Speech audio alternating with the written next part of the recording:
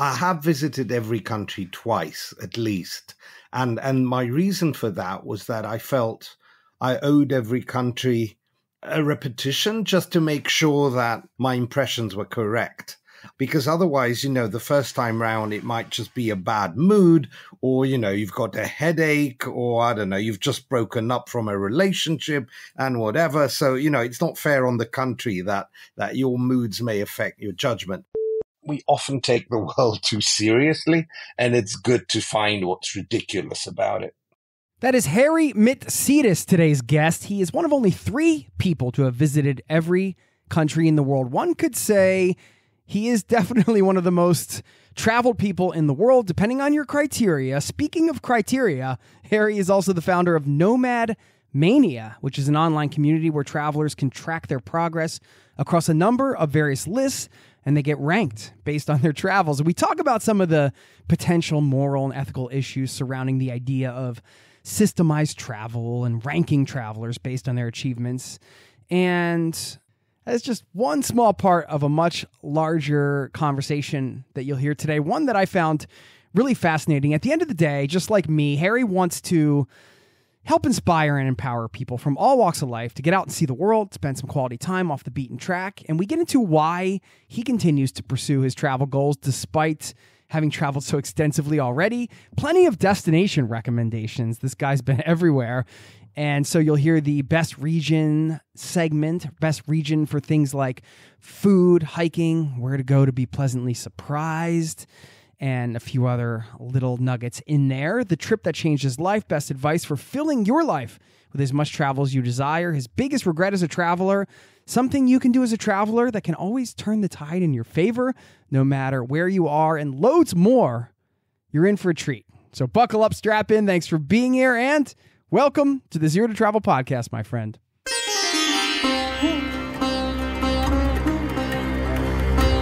You're listening to the Zero to Travel podcast, where we explore exciting travel-based work, lifestyle, and business opportunities, helping you to achieve your wildest travel dreams. And now your host, world wanderer and travel junkie, Jason Moore. Hey, what's up? It's Jason here with ZeroToTravel.com. Welcome to the show. Thanks for hanging out, letting me bring a little travel into your ears today. This is the show to help you travel the world on your terms, to fill your life with as much travel as you desire, no matter what your situation or experience. Welcome. Thank you so much for being here. If you're new, welcome to the community.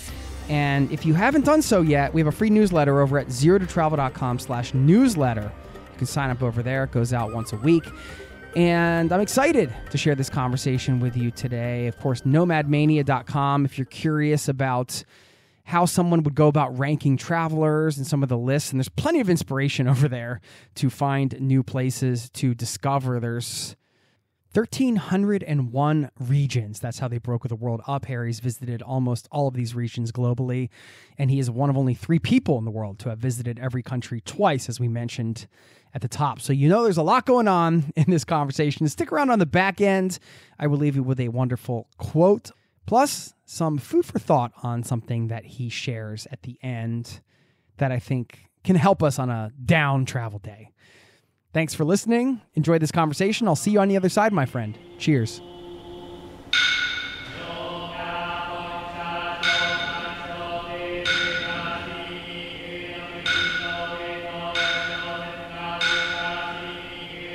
Whereabouts are you? I'm in Japan. What are you doing in Japan? You don't ask a traveler that, Jason. I mean, I'm here to explore more than I've explored already, I mean, what are you doing on planet Earth, So I don't know. I don't know the answer to that question. No, well, does any one of us, we try to do what we can.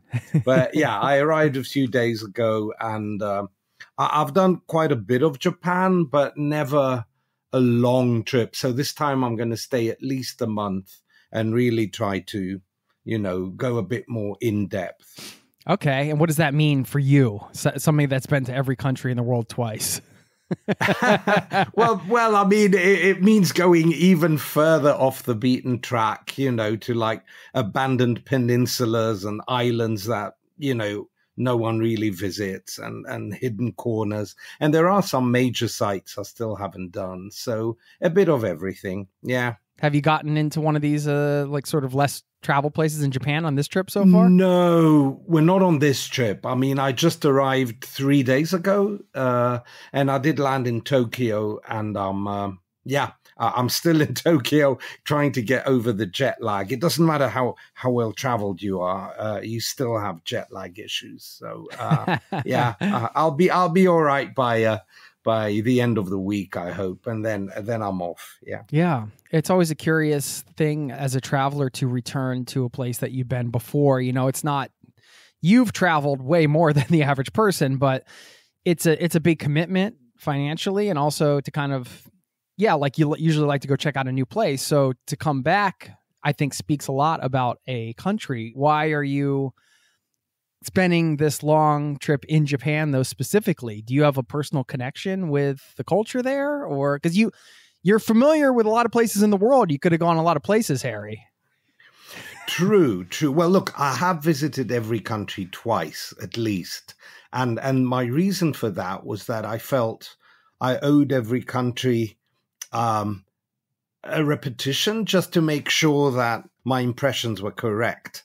I think because otherwise, the first time round, it might just be a bad mood, or, you've got a headache, or I don't know, you've just broken up from a relationship and whatever. So, it's not fair on the country that your moods may affect your judgment. But visiting more than twice means that you have a certain interest in the place, I suppose. And Japan is unique. I mean, it's really such an impenetrable place. I don't think I'll ever figure it out. And the sort of weirdness every day. So it's kind of funny, only that it isn't funny, I mean, this is the real life for most people. And then the food is great. It's like really putting yourself outside your comfort zone. But in Japan, it's all very safe and streamlined. So I wouldn't even call it challenging, really. I think it's fun, illuminating, and you're bound to get into all sorts of intercultural problems and situations that are entertaining. You're half Greek, half British. What culture do you identify with the most? Gosh, Earth. I really don't. I think I feel pretty much at home in Europe. I mean, I'm definitely European over anything else. But that's a tough one. I think when you travel a lot, you kind of become truly a citizen of the world. My friends in Greece think I'm weird, and they say, you're not Greek. And then in England, they say, well, you're not English. So, I'm a bit of an outcast, but I think that can be interpreted as an advantage. So if you don't belong anywhere, you belong everywhere. And that means that, you can kind of make yourself at home. I do like the Balkans a lot. I like places which are reasonably chaotic and not too regulated, but at the same time, not too chaotic that, you can't function there. So I think the Balkans tend to be a good mix. They're not really European or Northern European in any way, and people are very outdoorsy, and then, you can drive your car in all sorts of weird ways and get away with it, which you definitely can't do in Switzerland. So, I think, but I'm not sure I can say I identify with that culture. I'll say I feel quite comfortable with it, though. Yeah. But when you go back to Greece and you get like a big plate of moussaka or something, do you feel like you're at home? Well, the irony is that my mum is not Greek, and yet she makes the best moussaka I know. Oh, so, really? Okay. So I'm not sure it's the Greek moussaka or just my mother's moussaka that I love. When I get back to Greece, I think it's more of a throwback to my childhood. I kind of start getting nostalgic and reminisce about high school. And then, when you meet a friend whom you've known 35 years, you go down memory lane, and that's always nice. It's like a a hot chocolate on a rainy day, really comforting. But I get restless very fast, and I feel that Greek society hasn't really changed as much as it should have since I was a teenager. So it's kind of still where it was 35 years later. And I'm not sure that's good. So, I don't like staying there too long. What you just described, in some ways, you could, as a traveler, you could look at that stepping into a culture like that and say, oh, this is what I appreciate about this place. It's sort of like frozen in time, for lack of a better term, where it maintains those traditions. And so going to a foreign country, you can step into that and appreciate it. But then you're saying, but at home where you're coming from, that's not a good, Yeah. Do you know what I'm saying? Like, have you thought about that? Totally. But this is so true. I think when you're talking about a place that you kind of feel is your own, you tend to be very strict with it, or That's at least true. I do. Yeah. I think you've got a right to be, because you're part of it. So, Right. you kind of understand it, which means that, you can really castigate it for not being what you want it to be. But if I go to a country like Iran, and Iran is very much a throwback to the 70s in terms of infrastructure. A lot was built in Iran in the 70s, and then when the regime changed, maybe not so much. So I feel that Iran is a little bit like, well, I wouldn't say like a Greece of my childhood. That would be going too far. But there are elements I recognize there, and I love Iran for it, which means it gets points for being so old-fashioned. So that is a bit of an irony, the place which isn't mine compared to the one that I feel may be mine. Yeah. Yeah, but I think you're right. If you're dedicated to a certain sports team, it's like you can tell everybody they're crap, but if somebody else says it, forget it. This is true as well. I mean, when someone, many people say, oh, Greece, like its cities are so ugly, and, you think you're sort of descendants from the ancient Greeks, but you're not. And every time people say that, it does hurt. I'm like, well, it may be true, but it still does hurt to hear that people think the cities are ugly. I always say they may not be that beautiful, but they're atmospheric. They've got a lot of culture. Athens has more theaters per capita than most places.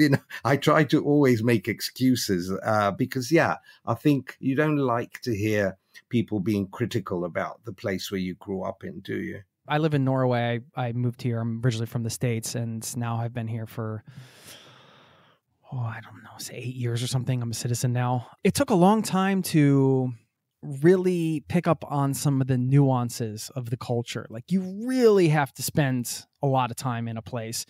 And when you're traveling through, you can't get to that level. So maybe that's part of it too. Like, if you're growing up in a place, you understand those nuances, and maybe you're in some ways your awareness is heightened around the things that you see that are going on around you that, are seemingly random. Like when you're traveling through Japan over the next month, I'm sure you're going to see some things you're going to be like, what is this random thing going on? But they know, Yeah. Well, I studied sociology. And so I have this in particular, this effort to try to understand how people think, the way of life. This is what I always like observing, going to a cafe and just people watching. But what I find liberating in a country like Japan, I've given up. I don't even try to understand it. I kind of absorb it without interpreting it. I'm like, okay, whatever, this is just weird. Like, my TV is on and there's like a couple of men and one is wearing a pink, I think it must be pink wig, and they're singing odd tunes. It just doesn't make any sense, but I'm not even trying to understand. I just take it as it is. I think in other cultures which are more accessible, even in places like India, I think I am trying to understand it and to get the context more.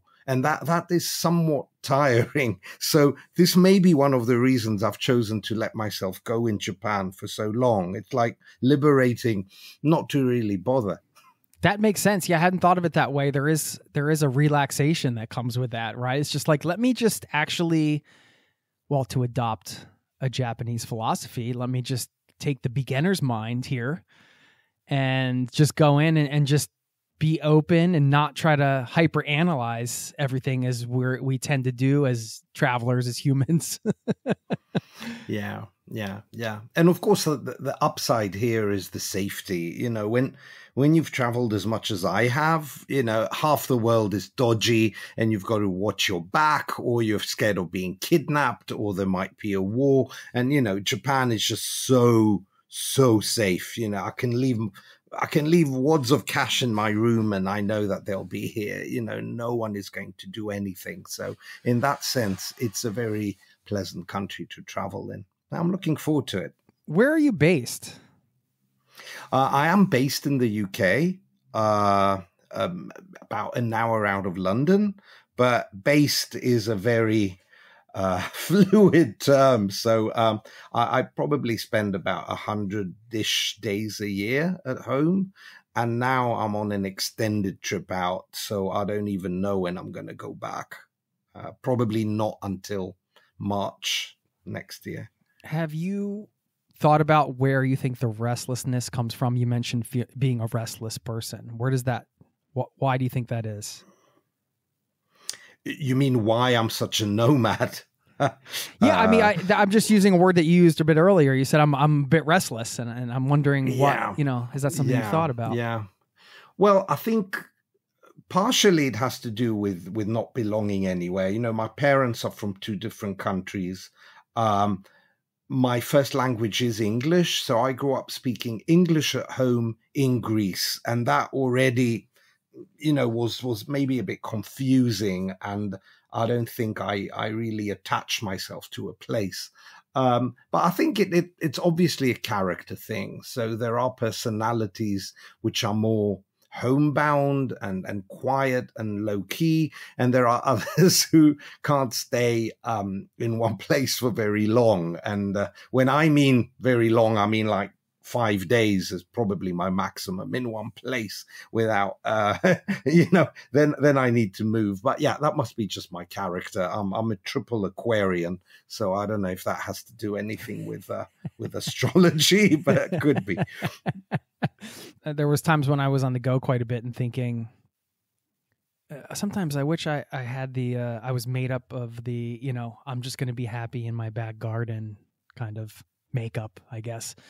But it wasn't me. I mean, I'm more settled now, but it wasn't me for a long time. And that's okay. But sometimes I would like struggle with that a bit. Like, oh, that could be really nice. Or why can't I just, you know, chill out for a minute?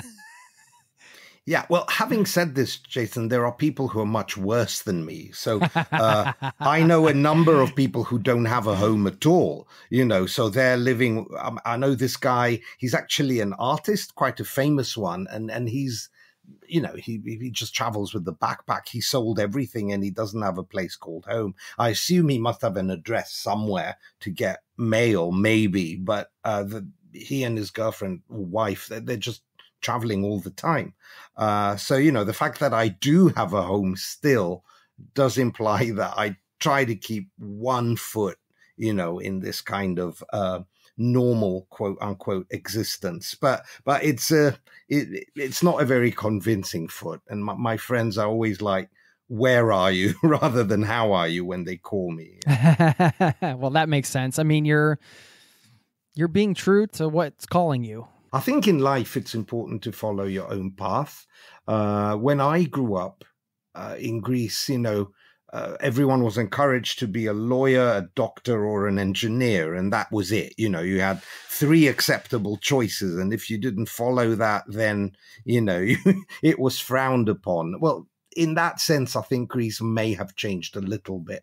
I don't want to be too strict, but I do think there's a bit of a conservative attitude in a lot of the Mediterranean countries, you know, that there's an acceptable path for people. And if you do your own thing, and if it's totally unusual, then it's not good. But I think the worst thing you can do is not follow your dreams. And ever since I've been doing this, I'm happy. You know, I it never gets old. Travel never gets old.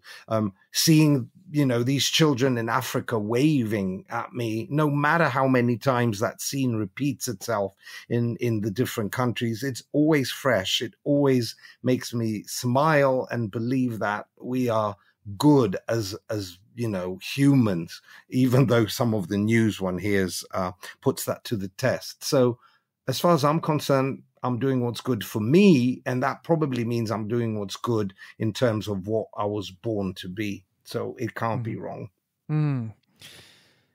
I have, of course, been fortunate to talk to many travelers on this show.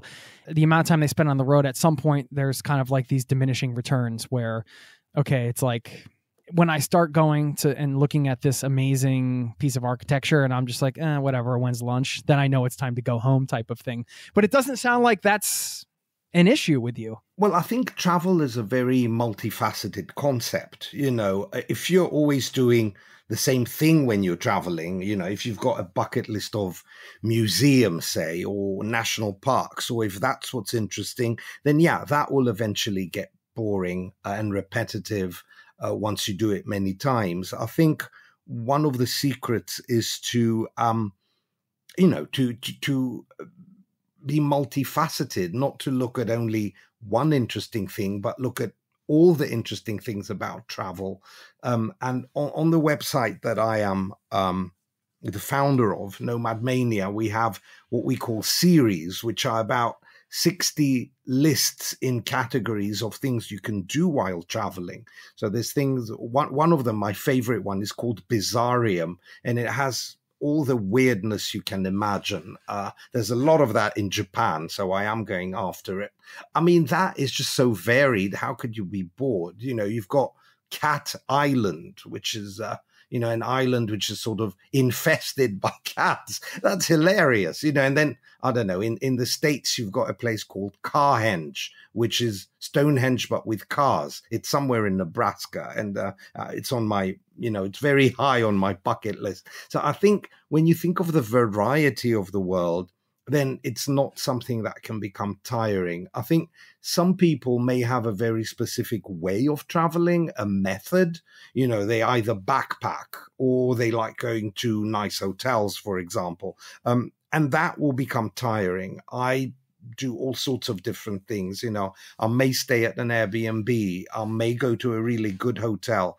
I may go to a really bad hotel. In the States, I really like these endless drives and then just going to the nearest Days Inn, things like that. That cannot possibly be boring, not in my book.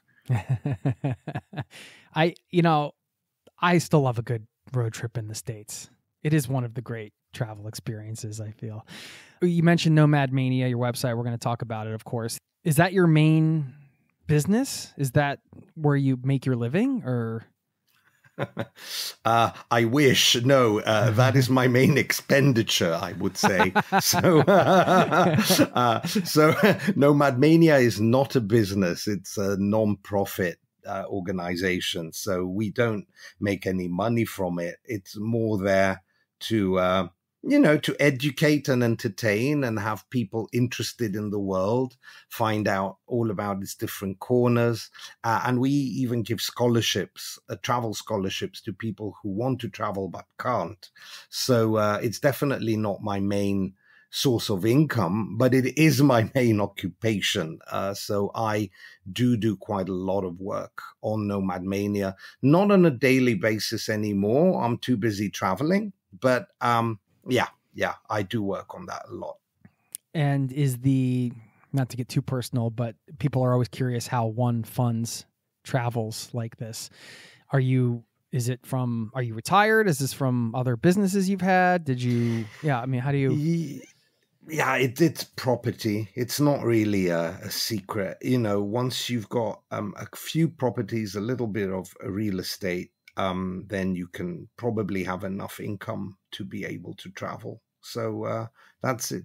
Yeah. But, you don't even need that much. I think people misunderstand the amounts we're talking about. Japan may be one of the more expensive places, but, overall, especially if you're coming from a European country, more than half of the world is cheaper than where you're living.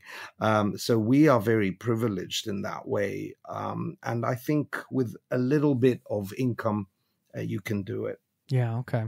Yeah, NomadMania, one of the leading websites in the world of systemic travel, is what it says on the website. And can you explain it all? Because it was pretty new to me, actually. I had not. You're dividing the world up into 1,301 regions. Can you talk about systemic travel, the criteria? Yeah, and then I just have some questions around that and kind of where you guys are going with it and all that sort of stuff. Well, it started in one way and it's developed in many others. So indeed, it started with the idea that many people ask you, how many countries have you been to? That is like sort of quite a normal question in the travel world.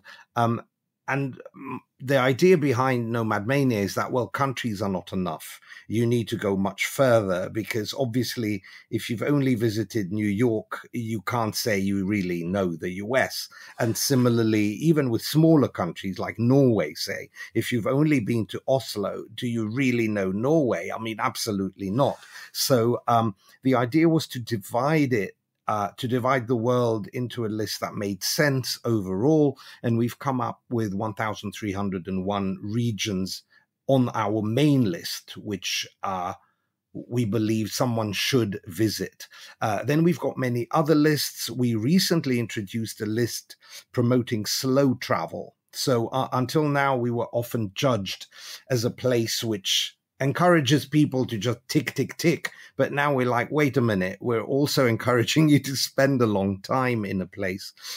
So we've got the slow travel list where, depending on how long you spent in a place, you get kind of credit for that. So people have their own profiles, and that's how it works. You open a profile, it's totally free of charge. You see where you've been, you get neat maps through your profile, and you can fill in these series, which are a source of information.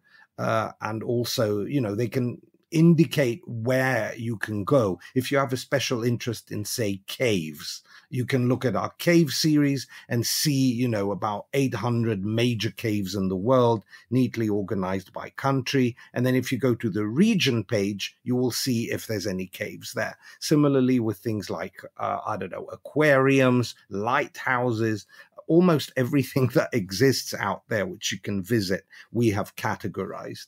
But beyond that, NomadMania does travels as well. We're not an agency. So what we do is we find places which we believe are not really visited, or if they are visited, they're not visited in the way we want to visit them. So recently, say, we did a NomadMania trip to Armenia. And I believe that most people who go to Armenia will say, oh, yeah, monasteries, great. And indeed, Armenia has a lot of history, but the way we did the trip, we focused on all the other experiences you can have. So within a week, we did river rafting. We went to a guy who has bees and then makes honey, and he showed us how that worked. We visited an abandoned pioneer camp from the Soviet times. We went to an abandoned nuclear bunker. We visited the border in Iran. So, things that definitely the tours to Armenia don't do. That is part of what we're trying to do, is to become more specific in how we travel. And in that way, of course, we create community. So we are a community-based site. You can make friends within your profiles. And gradually, we're going to work more with this feature.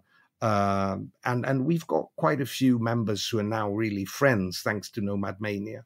So that is part of who we are. Yeah, thanks for the breakdown. I am going to do a little segment here, so be prepared. We're going to do the best region for ... and I'm going to ask you a series of questions. You're going to have to give me your gut reaction.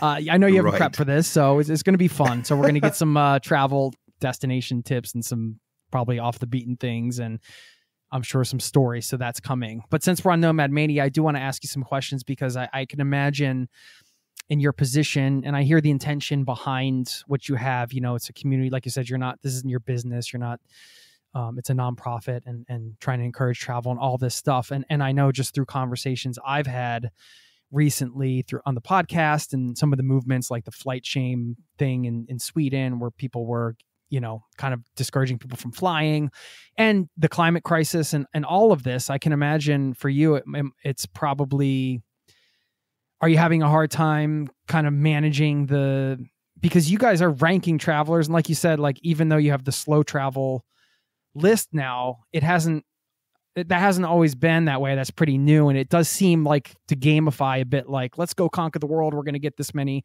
how do you kind of respond to people like that? Like some of the concerns I've heard from others. And I know in your position, I think you're well-intentioned, but there's also all of this, right? So how are you dealing with that? Well, first of all, many of our users on NomadMania are actually overlanders. So, in fact, one guy, Tor Pedersen, he's a bit of a legend. He recently finished traveling to every country without flying. So, and he's one of our members and we celebrated him. So I definitely don't think that everyone has to fly a lot in order to be a big traveler. Now, the second thing, of course, we all do fly, either a lot or a little. I do think I try to offset this through my positivity. So I'm not sure I'm offsetting it in terms of climate, but I'm trying to offset it in terms of global awareness, global friendship, if you want.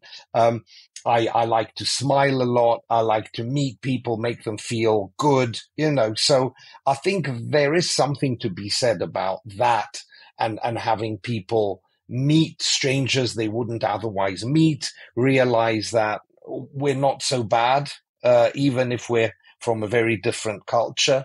So although that might not offset the climate issue, I think it does give it as much of a benefit culturally, globally, to create a better world in different ways. So, that's the best answer I can come up with.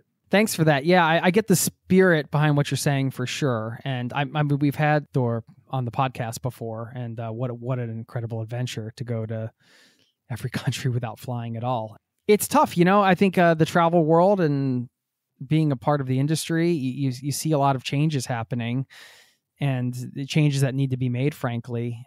With the ranking system you guys have, it does seem to encourage a certain type of travel, was kind of my point. I'm just wondering, how much you guys are kind of working to pivot to the slow travel thing, or I've heard it said before from others, like we might look at this era of travel the way we kind of look back at like smoking in restaurants. It's like, I can't believe we used to do that. That's insane. There were like babies there, and we were, just with the climate crisis. You know what I'm saying? In regards to smoking, I was recently in Azerbaijan, and boy, do they smoke there.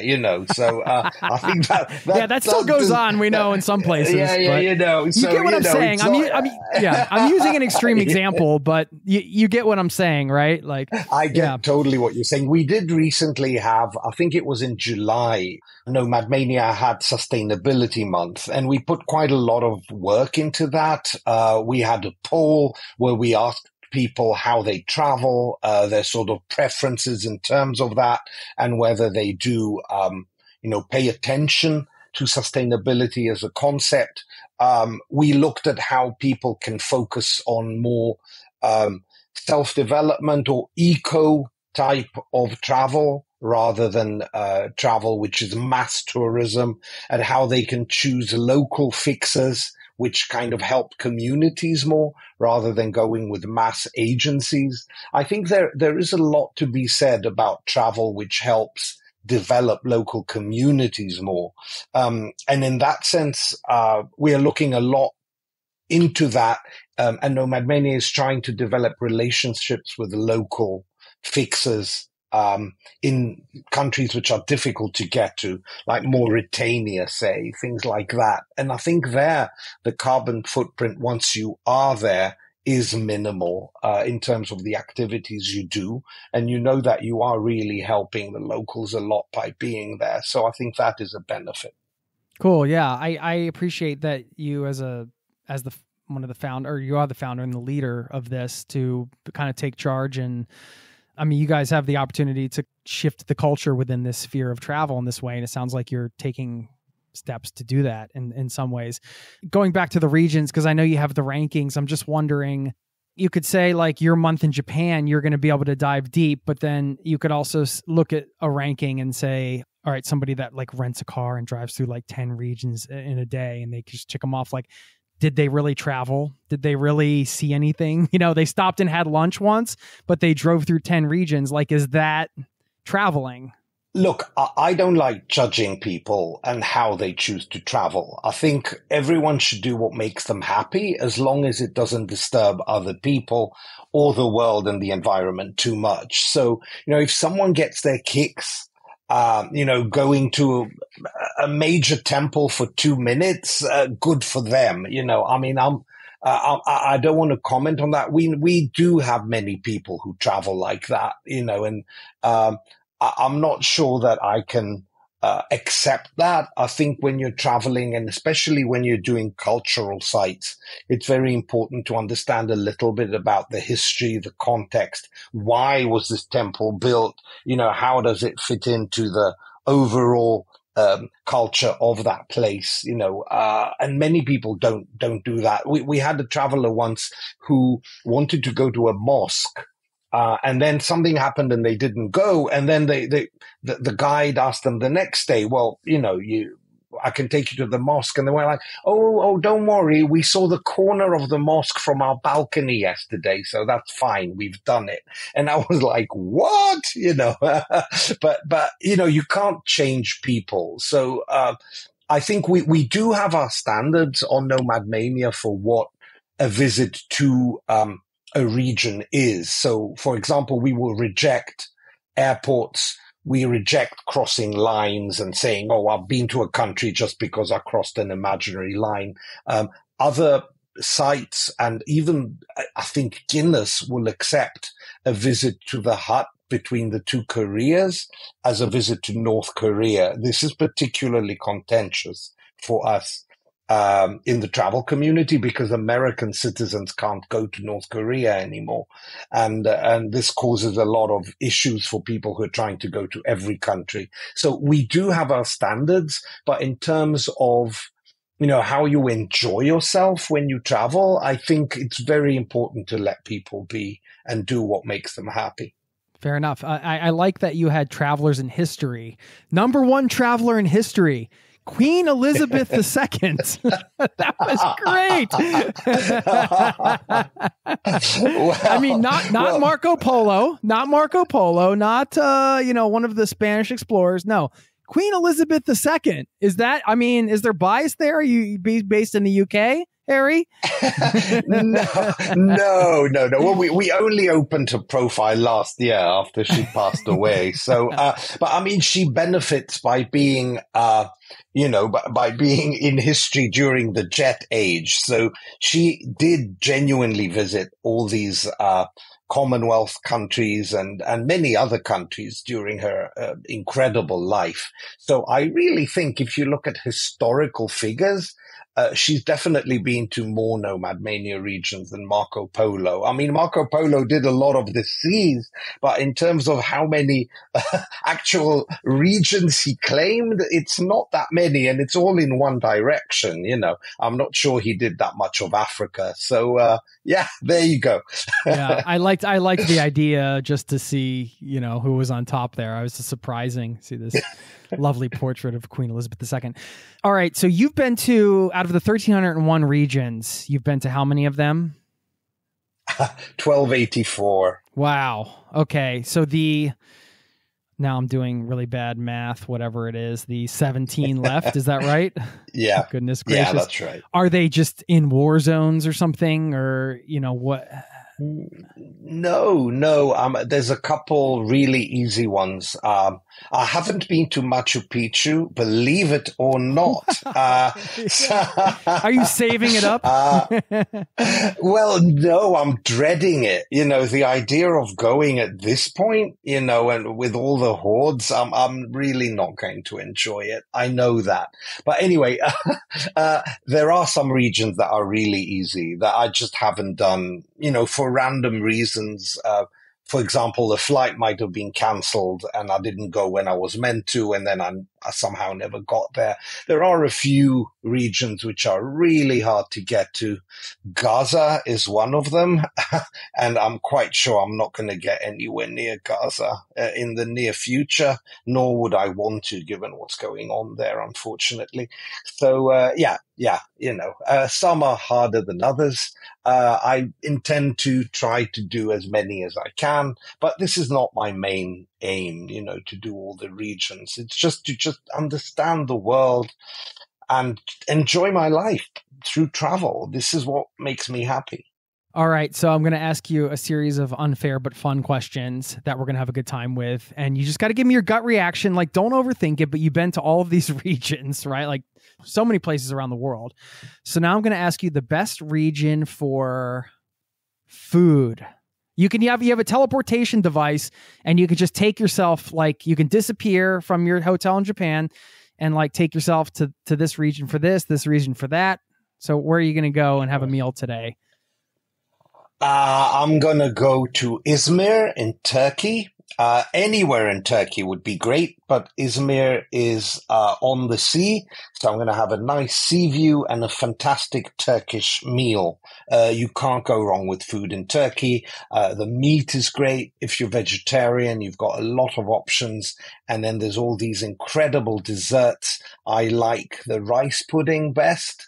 But then again, if I do go for dessert, I'm probably going to get 4 or 5 and just gobble them all up. So, yeah. All right, cool. How about art? I'll just leave it broad.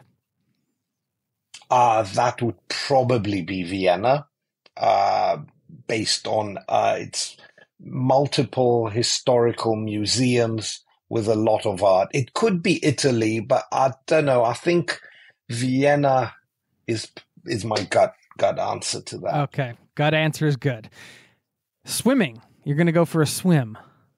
Greece. Home country. Oh, taking it home, baby. Wow. Yeah. I'm going to go to an island somewhere, probably off the beaten track. I haven't been to the southernmost place in Europe, on the European continent, which is in Greece. It's called Gravdos. It's south of Crete. And apparently it's got amazing waters. So that is high on my bucket list, probably next summer. Take that one then, because you can knock it right out in this exercise. There you go. How about hiking? Are you a hiker or, nature? Let's say getting out in nature. I don't mind hiking. I wouldn't say I'm the most athletic person around, but I do enjoy a good hike. I'm going to go with Bhutan on that one. Okay. How about a breathtaking view? New Zealand, Southern Island, almost guaranteed breathtaking view. Okay. Best region to go to be pleasantly surprised. Ooh, you got me there. Pleasantly surprised. All right. I'm going to go with Western Iran, because in Iran, you're going to be incredibly surprised by the kindness and the hospitality of the people. Western Iran is also quite culturally mixed. They've got quite a few minorities there. There's the Kurds, and if I'm not mistaken, the Loris as well, and other Loris spelled Lori, and a number of other culturally distinct areas, and also some really amazing mountains. If you go in winter, it's going to be totally snowed out. So lots of surprises in Iran. Nice. Best region to get way out of your comfort zone? Ooh, that could be a number of places. Way out of your comfort zone, Somalia. Yeah, comfort in all senses of the word. Do you have a best region for falling in love? Oh, that's a sweet one. I'm going to say Venezuela. Venezuela, okay. Yeah. Venezuela, and specifically Zulia, Maracaibo. I speak from personal experience. I was going to say, is there a personal story there? There is, but it's a sad one, ending with death. So let's not go there. Wow. Okay. Really? Yeah. Gosh. Yeah. It's all right. Along those lines, I guess, have you... Macabre note. Why don't you ask me another one which ends it on a positive note? You know? Well, I can come back to some more of those questions. But yeah, I'm wondering if you've used travel to, like, for healing, for example. Or, you know, like intentionally use travel as a tool for, yes, let's say self-healing or something like that. Totally. So when said person died, in fact, I was totally devastated and shocked. It was all very sudden. And I remember, I was numb for about 2 days. And then my next impulse was, okay, where do I go next? You know, where am I going to travel to? And I remember on that occasion, I went to Russia and I did a region in the Altai Mountains, which I hadn't done. And I felt that, you know, mountains are a good place to be if you need to heal, a kind of isolated, far away, you know, beautiful views and that. And I do think that, rather than dwell on something sad, travel can help you obviously get out of your familiarity, out of your everyday perspective. Also, when you're traveling, you need to deal with mundane things. You know, you need to make sure you don't lose your bag. You need to make sure you have somewhere to sleep. These things which occupy your brain while you're going through trauma of any kind, they can really help you get over the difficulties faster. So these practicalities of travel, which you wouldn't have to deal with if you were at home, say. So absolutely, travel can be healing. Luckily, I haven't had to do any of that in the past 10 years. So it's been traveling because I like it rather than for, that kind of purpose. Sure. Yeah, that sounds like that was a really big moment in your life. How did that change your approach to life? It really did. I've been extremely lucky. My parents are still alive and I'm 51 now. So, I'm conscious of the fact that I'm fortunate. So I haven't had much loss, and that was definitely a loss. I think this just taught me to be as kind as I can with people, and try not to fret about little things that don't matter. I think this is something anyone will tell you. It's not really great wisdom. I think, though, we forget all too often, through the issues we have in daily life, or a train may be late and we start stressing and it suddenly becomes our focal point. And why am I going to be late? Or, you're stressed you're going to miss a connection at an airport. And I think often I try to remind myself this is not important. So if you miss it, it may be a bit of a hassle, but at the end of the day, there are those things that really matter and many of those other things that don't. And it would be good if all of us tried to remember that once in a while.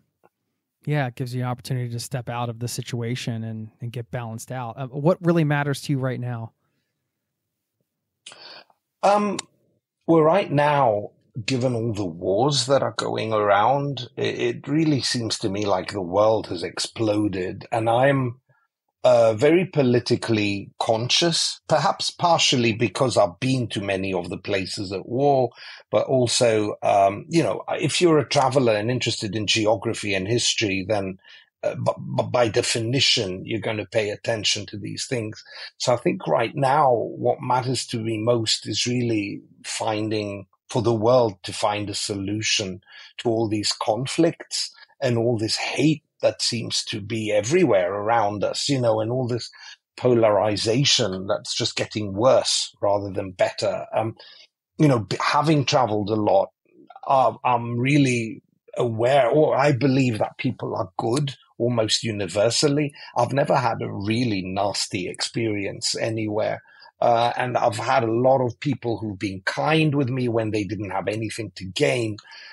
So I think I really love our world and the people in it.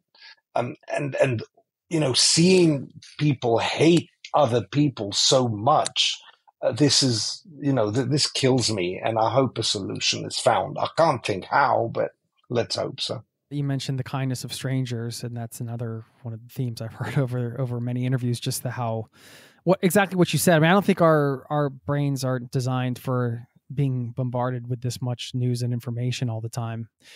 And so when you get the privilege to travel, it is, and you see how much kindness is going on out there, it is a good thing, I find, to lean on in these times, to remember to stay connected with, right? Even though all this madness is happening around us, or seemingly happening all the time everywhere, but we know there's kindness around everywhere all the time too. And can you share an act of kindness that you experienced on the road that really stuck with you? Maybe something you haven't shared before? Yeah, and I have not shared this before, and this actually happened to me in Japan on another trip, not now. That was about 10 years ago, I think. In my effort to go to all these bizarre places, I landed on an island called Daito, which is about 40 minutes flight from Okinawa. And I gave myself the day on the island without having planned anything. And so I landed and I thought, well, let's see what's going to happen here. I'm going to have to walk a lot. I didn't know anything about the island.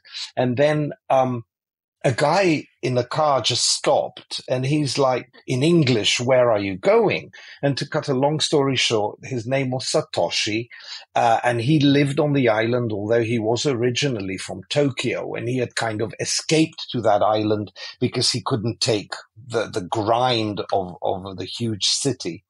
And he spent the whole day with me, showing me Daito. We went together to a natural pool. There was a cave. We went for lunch. We talked about life. Then he took me to an elderly couple who lived there. And I remember they said, "You are very rich." This is something that has stayed with me forever. And they didn't mean it in the sense of financially rich. They meant it in the sense of, because of your travels, you have become a very rich person, well, sort of spiritually, I suppose. I just remember that day, and I keep on thinking, this was a guy who knew nothing about me. I never saw him again, and he was just kind. He spent his time, his energy, his gas, just to show a stranger around the island. That was so sweet of him. Yeah, that's beautiful. Yeah. And it was totally, totally unplanned. And this is the good side of travel. Sometimes when you let things happen, they do. It's interesting how the energy you give off as you go about your day in a foreign place impacts those around you, or can be a catalyst in some cases for experiences like this, Yeah. That couple, by the way, that Japanese elderly couple, at the end of the day, when I was back at the airport in Daito, they came to the airport. And I asked Satoshi, well, why are they here? Are they traveling or something? And he said, no, they're here to say goodbye to you because you've been such an important thing for them today. And again, I was like, how, but these little things that when you think about them more, you realize how travel can really have an impact in ways that you would never think it would. Yeah. Have you been to any of the micronations? I know you guys recently wrote about that on your blog. That's an interesting concept. Right. Yes. Well, that's funny. Yes, I have. Well, explain what they are so people more... know what it is we're talking about. Okay. Well, micronations are made up, kind of. They're not real countries, although the ones who've made them up will swear they are. But they're kind of maybe made as a joke, although maybe not. They often do have a defined area, which might be the home of the founder, or perhaps a little bit more than that. And they are a thing for a few people. There's even a thing called MicroCon. I didn't know that. So, just like you've got Comic-Con and whatever. So the sort of micronation people meet and have a conference and exchange. This is like everybody that founded their own country, which is in their bedroom or whatever, or in the middle of the desert or whatever. Not all. Well, yeah. I mean, the one in the middle of the desert, Slowjamistan. I mean, the founder is on NomadMania, and he's a friend of mine, Randy. I mean, that's just so great a concept, though, because he goes around wearing this ridiculous outfit and claiming he's the Sultan, and it's just such a skit on everything. And he's got these silly rules like Crocs are not allowed. I mean, it's funny. I think there's obviously we don't take them seriously, but at the same time, when you've got so much war around, you need someone who says, no Crocs on my territory. That is a good counterbalance to all this madness. Yeah. Yeah, the satirical commentary, or societal commentary, let's say, in a way. Yeah, exactly. Yeah, I've been meaning to have him on the show, actually, but I think he's out in California, so it's the time difference is a bit of a challenge. But yeah, we'll have to make that happen. Yeah. The Sultan of Slowjamistan, shout out to him. It's a funny concept. Yeah, it's have you ever thought about founding your own micronation? I mean, you could, draw a circle in your no. That's I've done a lot of things in my life, but that's not one of the things I'm interested in. I leave that to the sultans of the world. Let them do what they do. I might go to the next MicroCon though. I'm just really curious to see the characters who will emerge there and all the memorabilia being sold. It's just amusing. You mentioned the subcategory on your site of, I forget what it was, the Bizarro. Bizarrium. Yeah. Share some things that probably like somebody listening has literally never heard of before. Some places that you can see that around the world that... Yeah.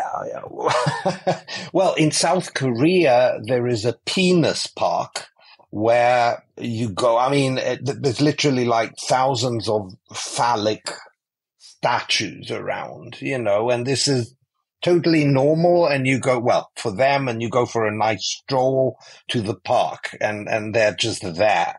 So that is like really out of it. Then you've got in northern Romania, you've got what is called the Happy Cemetery.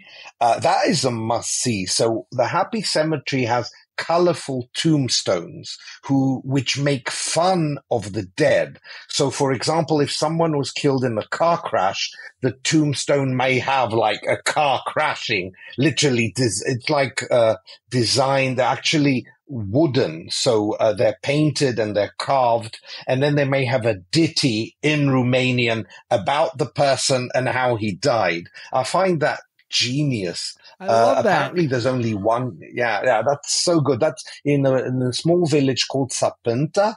It's on the border with Ukraine on the Romanian side. If anyone is ever in northern Romania, it's really worth going there. And I would say that is one of the more serious / cultural things of Bizarrium. It is really strange, but it's worth it.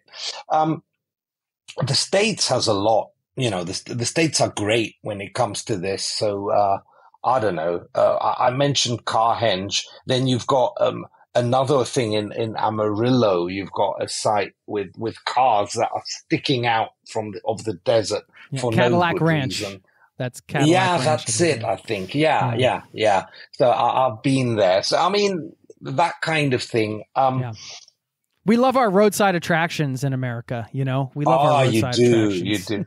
What I love about the States is that the States make something out of nothing, and that's great. You make a whole attraction where there isn't really one, but that gets people to enjoy a day and, go out, and why not? I was recently in one in Turkey, which again had random statues of everything from a woman with a horse to quasi-historical figures on a mountaintop. And it was just like a kitsch fest of horrible art where probably the people going there might not have seen it in the same way I did. So I think they were taking the statues seriously, but I was just like, okay, especially the woman with the horse. I mean, that one was totally random. So yeah, these bizarriums are among my favorites, again, because I think we often take the world too seriously, and it's good to find what's ridiculous about it. To me, the happy cemetery thing kind of sums up what you just said, right? It's like,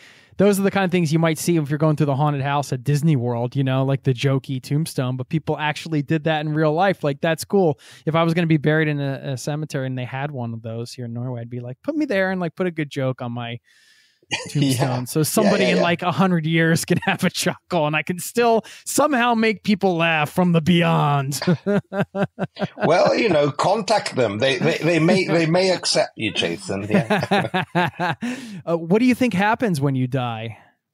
You know what? There's the fairy tale version and the realistic one. But I don't know. I have dabbled in tarot and astrology and whatever when I was younger. I would like to believe that there's more to everything than what we see. But it seems to me, as a logical thinker, that is just wishful thinking. So it's probably just nothing.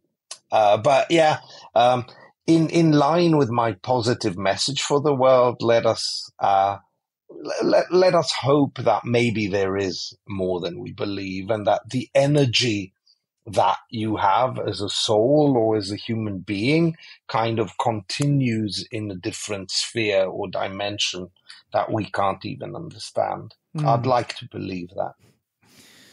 You have written some books. I'm just wondering, you can talk about those if you want to share. I know you have the one about the traveling con man. That was The Curious Case of William Bakaland, and maybe people have heard about him before. That aside, I mean, we talk about the books, but I'm just wondering what writing does for you. Well, writing is therapeutic. So, with both my books, I found that I used writing as therapy in a way, much more than I used travel.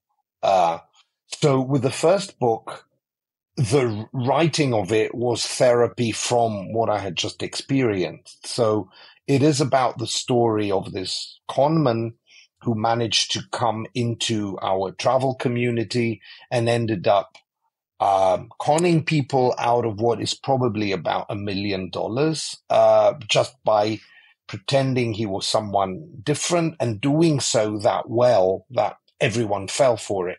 I happened to be the one who uncovered it, not because I wanted to, but just because at one point I realized something was wrong, and I just couldn't stop searching until I got the answers I wanted. And then I was so angry, so frustrated at the injustice of it all, that writing the book, I think, managed to vent a lot of that negative energy.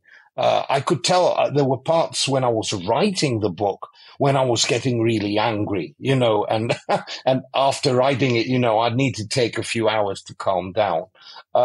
The second book, I think, is more the result of the war in Ukraine and how that has affected me very, very much. And I think I needed something silly, again, to counterbalance the seriousness of it. And so I came up with the idea of an Agatha Christie-like whodunit, starring the people of the travel community that we know, or fictionalized versions of them. And it's a totally silly book, deliberately so. But I think everyone who's in it and they recognize the characters, they're loving it. It's so great. So I think there, once again, writing it was very therapeutic, because I was able to just go any direction I wanted with an overactive imagination, and not think of, the devastation that's going on in the world. We mentioned earlier that you are one of 3 people to travel to every country in the world twice. And, we've had one of the other ones, Gunnar Garfors, who's a friend of mine on the show several times. So we're personal friends. Of course he is. Yeah. And so I had him on recently and we got his recommendations for, we called it, 7 countries that you should get to before everybody else does. And, you have a unique take on this because you've been to all these places twice and you also run this community and you're seeing the big picture of travel quite a bit. And so, with travelers, we're always looking for that, we want to get to the place where like in 10 years or 20 years, people are like, oh, I can't believe you got to go there back in, 2023, 2024, whatever, like that's incredible. It must've been, so what are those places? Give us 3 of those places. If you were going to come up with a few recommendations. Moldova, is still very Soviet, even in the Romanian speaking part. It's been listed as one of the unhappiest countries in the world.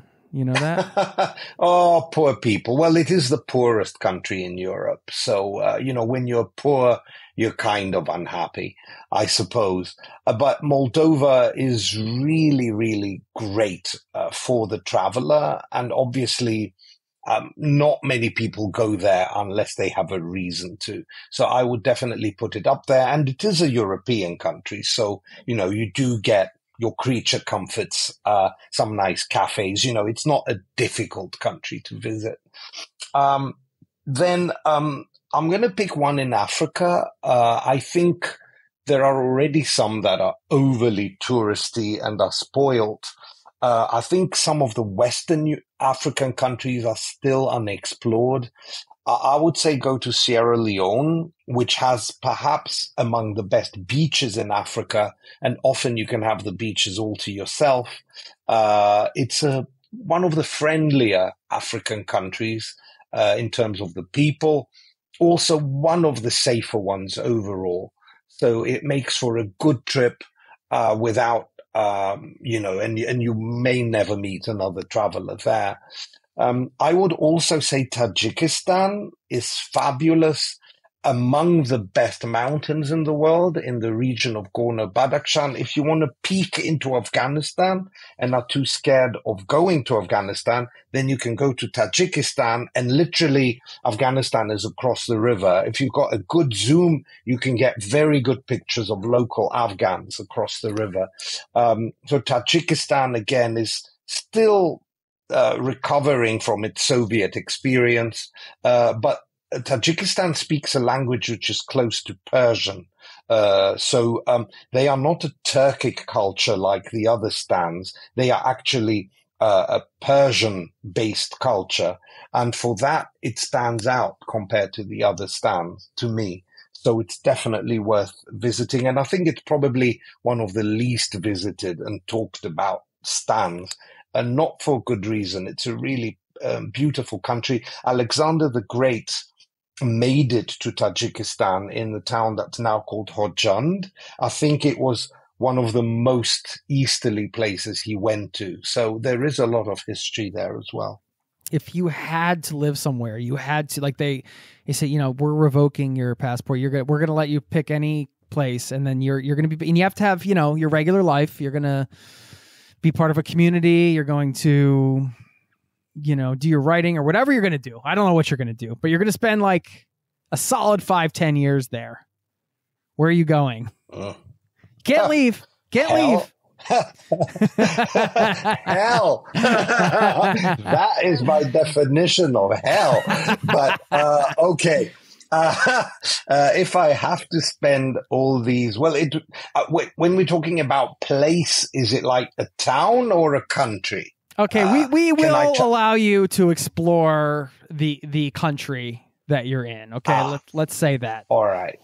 But you still got to pick a place to have a base. You got to have a base somewhere there. Right, right, right. Well, you know what? I'm gonna pick Buenos Aires because it is.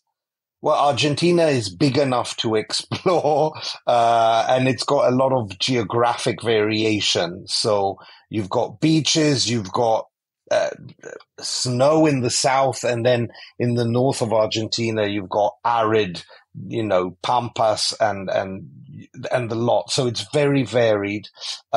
Great food, lots of good meat there. Sorry, I'm not vegetarian, so I wouldn't go hungry. I like those Latin cultures and the chaos they have. So that is something that resonates with me.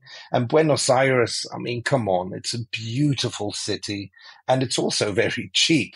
So it works on all levels. Argentina's my choice too. In that question. So I'm feeling you there. I'm feeling you. Yes. We can meet up in BA and have a coffee somewhere and something. Sounds like a plan. I haven't been for a while, so it's a country I definitely want to return to soon. Yeah.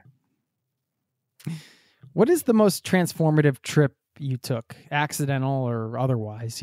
Maybe perhaps it's a trip that you didn't expect to change your life so much, but I'm gonna have to go back to when I wasn't a traveler, if we're talking about transformative. When I was doing my MBA, and I did that in the Netherlands, we had to do a summer project. And most people were finding projects in, European countries or whatever. I landed a project in Hanoi. This was in 1996. So long before Vietnam became really popular and known, it was only beginning to open up. I think I spent 6 weeks in Hanoi in the summer of 96. I think that was transformative on every level. I had never really traveled alone, so far away to a culture that different before that. It was also, we had a house stay because we were doing an internship. So we stayed with local people, and we got bicycles, and we were a group of 5. There were 2 Americans, a Taiwanese, a Malaysian, and myself. I represented Europe there. I just think it was transformative because I was so young, and everything around me was unknown, and negotiating all those roads with all those thousands of bicycles, becoming one of them and riding the bike. That was great. So I remember that trip very fondly. In fact, it took me very many years to go back to Vietnam because I didn't want the memory of that trip to be in any way tarnished. So I cherish not going back. I only went back to Vietnam in 2014 for my second visit, far later than I should have. And it still remains one of my favorite countries because of that experience. If you had to pinpoint the experience that kickstarted it all for you and led to, all of the travels you've done, would that have been the trip? Maybe. I mean, again, I was born to parents from different countries, as I said, and my father likes traveling. So in the late 70s, early 80s, we traveled much more than the average person would back then. I remember we had a month in the US when I was 9. We did a trip to the Far East as a family when I was 14. Back then, these things were not that common. I remember being one of the only people in my school, and I went to a good private school, but I was one of the only ones to have had these experiences. So I think I was already geared toward traveling and questioning a lot more about our planet. But probably in terms of really saying travel is my life, yeah, that trip to Vietnam might have been that point. Yeah. What is your best advice for somebody listening who wants to, I don't want to say build a life around travel, because not everybody wants that, but they want to fill their life with as much travel as they possibly can, which is a big part of what the mission is of the show here. And, you know, everybody's got different situations and all that kind of stuff. So it's difficult in financial things and obligations and all that. But just from your perspective, I'm just curious what your thoughts are. Okay. I think it's very important to realize that in life, you can't have it all. I think it's important to realize if you really want to travel that much, there's a lot of things you're going to have to sacrifice. And the word sacrifice may sound heavy, but you might have to forget about owning a car. You might have to forget about having really constant contact with good friends, or at least live contact. You might have to forget things like the theater, cinema, events, you know, concerts. Of course, you can do that while you travel, but not in a way that is culturally coherent in one place. So it's very important to be sure that you are aware of what you may not be able to do if you dedicate your life to travel rather than just being a casual traveler. That, to me, would be one piece of advice for younger people who may not have considered all that. You know, you often think, oh, it's great, I'm going to go. But, you know, what about the things you're leaving behind? I also think it's important to realize that travel will really change you. And that may mean that when you come back, if you ever do, you may find yourself disconnected from the place where you started. Now, I guess both of these things sound negative, but they're not. They're actually the part of the transformative power of travel. And that's the good thing about it. But it's important to be aware of these things, because then maybe you'll decide that it's not for you after all. Mm-hmm. Yeah. And that's another thing you learn, right? Like, I'd rather go and find out if it's not for me than not go and wonder all the time, you know? Yeah, exactly. Do you have any regrets with your choices? Well, as a traveler, I think one of my regrets is that I didn't start earlier. Now in the community, I'm looking at people, you know, who are like 20 or 22, and they've already been to I don't know how many countries, and they're perpetual nomads and going around. And I'm thinking, well, why didn't I do that? Why did I invest all those years into studying and working and trying to be quote unquote normal? But I don't know if I actually regret that, though. You know, I think I needed to do that to get where I am. So it's not really a regret. It's more, though, a bit of a thought I have sometimes. I don't think it's good to live your life with regrets. I think it's important to appreciate things. And obviously, we've all maybe made mistakes or made some wrong choices, but they were all meant to be made so that we learn something from it. So the important thing is just to learn and try not to make the same mistake twice. Cool. I had a great time chatting with you today, Harry. Of course, NomadMania.com will link up to it all. I mean, is there anywhere else if people want to get in touch with you? Is that the place to go, or your personal website? Or we'll link up to everything, but... In reality, I've got an Instagram, Harry Nomad. You can find me there if you want to get in touch. I do have a website, but which is my name, harrymitsidis.com, but it's basically just... it's more like a CV with all my media appearances, just so that I don't forget them. So you're going to be on there too at one point, I guess. But no, just Instagram, and do sign up with NomadMania. Yeah, I hope I earned my spot there on the media list. We'll see. You'll have to listen back and be like, I don't know if he cut it. You know, we'll see. I think you do for sure. So. Did you want to leave us with, you know, I mean, you've been exposed to so much culturally around the world. I'm wondering if there is like a cultural story or saying or some bit of wisdom that you carry with you that sticks with you as part of your day that you lean on, you know, that you want to share with everybody to close this out. My only wisdom is smile.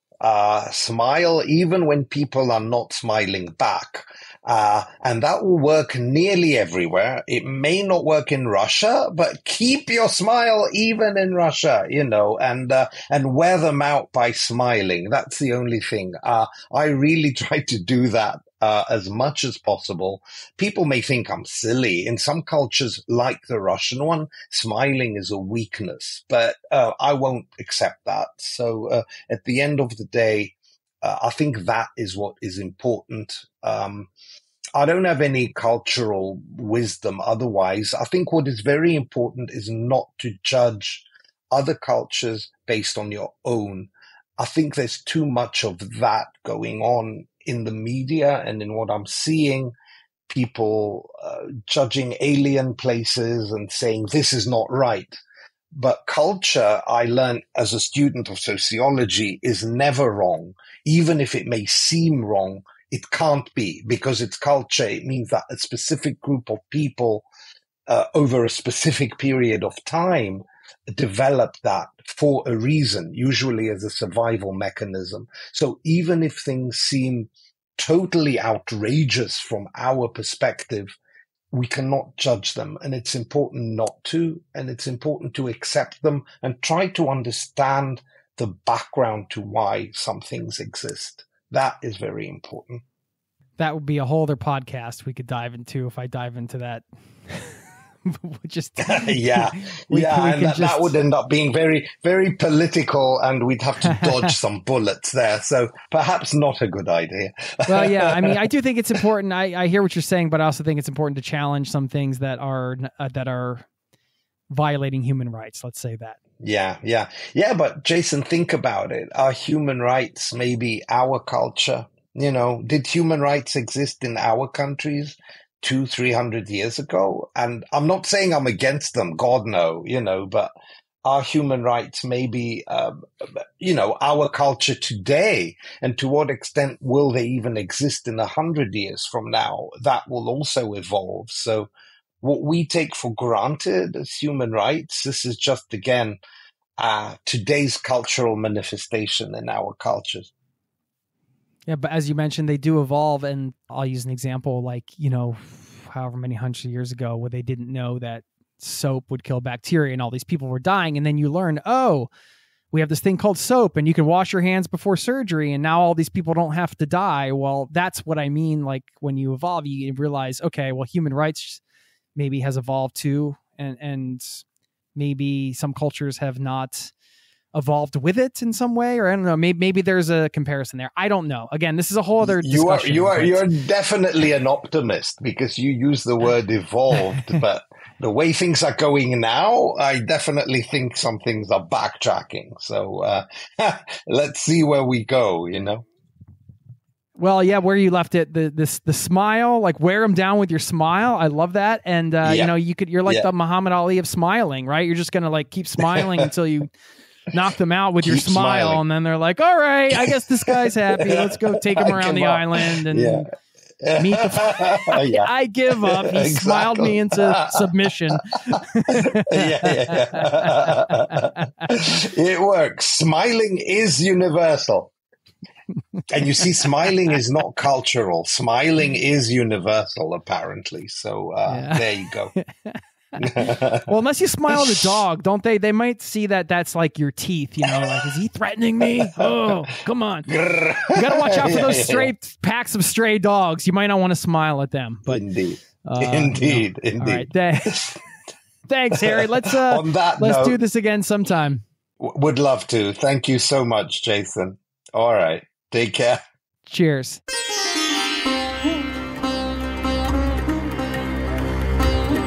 There you have it. I want to thank Harry for stopping by the show and enduring all of my questions. I hope you enjoyed our conversation. Of course, you can learn more about his project over there at NomadMania.com.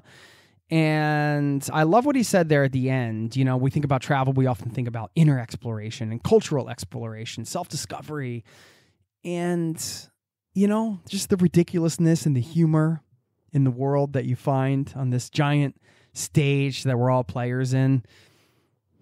It's always an enjoyable part of travel, right? The humor out there and just what are we all doing? We don't know. We're just doing the best we can each and every day. And, looking at it through that lens of sort of some of that ridiculousness and taking that light approach can be helpful on a travel day or a trip maybe where things are dragging. So I like what he shared there at the end. I'm going to leave you with a quote now. This one's from the quote drawer, the good old-fashioned quote drawer here on my desk. Let me pull this one out from Thich Nhat Hanh, who said, "If we do not know how to take care of ourselves and to love ourselves, we cannot take care of the people we love. Loving oneself is the foundation for loving another person." There you go. That's a powerful one to leave you with there. And I will see you next time. Thanks again for listening. Peace and love to you and yours. Don't forget, zerototravel.com/newsletter. If you haven't signed up, get on the newsletter so we can keep in touch. It's free. All right, thanks for listening. I'll see you next time. Cheers. This podcast has been brought to you by zerototravel.com. Ideas and advice to make your travel dreams a reality.